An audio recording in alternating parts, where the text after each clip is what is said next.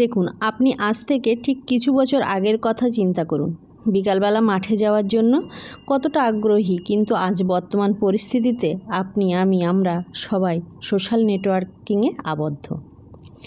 যে মা কাকিমারা বিকেলে একসাথে বসে নানা রকম কথা বলতেন, তারা আজ টিভিতে নানান সিরিয়াল নিয়ে ব্যস্ত থাকেন।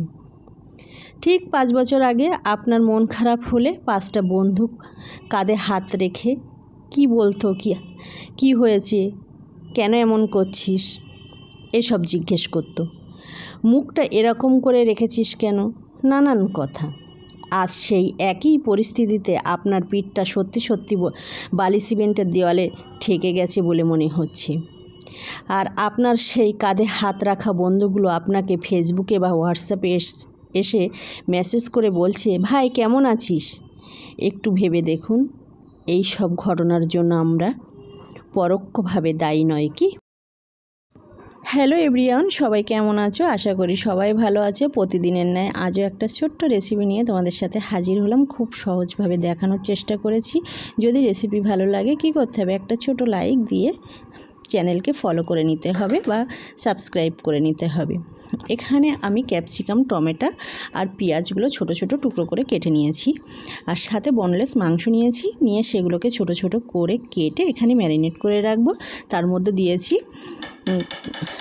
ডিম, কর্নফ্লাওয়ার, শুকনো লঙ্কার গুঁড়ো আর জিরা মরিচটা স্কিপ হয়ে গেছে, চাইলে দিতে পারেন, না হলে স্কিপ করে যাবেন। এই যে এইগুলো আর লবণ দিয়ে ভালোভাবে এখানে মেখে নিতে হবে।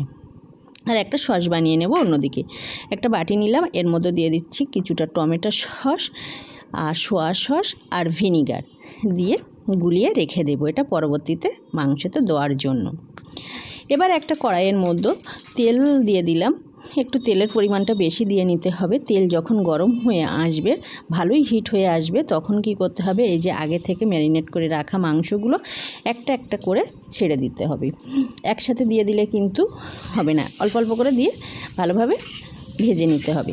যখন একটু লাল লাল ভাজা হয়ে যাবে, দেখলেই বুঝতে পারবে তোমরা, তখন এভাবে তুলে নেব। আর ভাজাটা কিন্তু একটু সময় ধরে ভাজতে হবে। আর আমার রেসিপি কেমন লাগছে অবশ্যই কমেন্টে কিন্তু জানিও, শুধু ফলো করলে হবে না। এই যে মোটামুটি ভাজা কমপ্লিট হয়ে এসেছে। এবার হবে আসল রান্না। এবার একটা কড়াইয়ের মধ্যে কিছুটা ঘি দিয়ে দেবো এখানে আমি, আর একটু বাটার ঘি দুটোই দিয়ে দিলাম, চাইলে যে কোনো একটা দেওয়া যায়, বাট আমি এখানে বাটার আর ঘি একসাথে দিয়েছিলাম।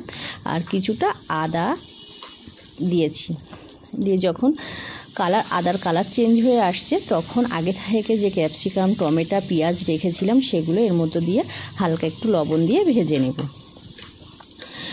মোটামুটি একটু যখন কালারটা চেঞ্জ হয়ে আসবে, তখন আগে থেকে ভেজে রাখা মাংসগুলো এর মধ্যে দিয়ে দিচ্ছি। এই যে সবগুলো একসাথে কষাতে থাকবো।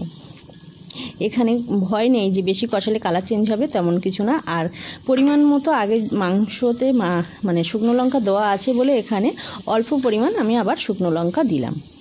যদি একটু মিষ্টি মিষ্টি লাগবে, সস দেওয়া আছে, সেই জন্য লঙ্কার পরিমাণটা সবসময় মাথায় রাখতে হবে, এখানে কম দিতে হবে। আর যে সস বানিয়ে রেখেছিলাম, এবার সসগুলো এর মধ্যে দিয়ে দিলাম, দিয়ে আবার একটু কিছুক্ষণ কষিয়ে নেব। এই যে মোটামুটি কষানো কমপ্লিট।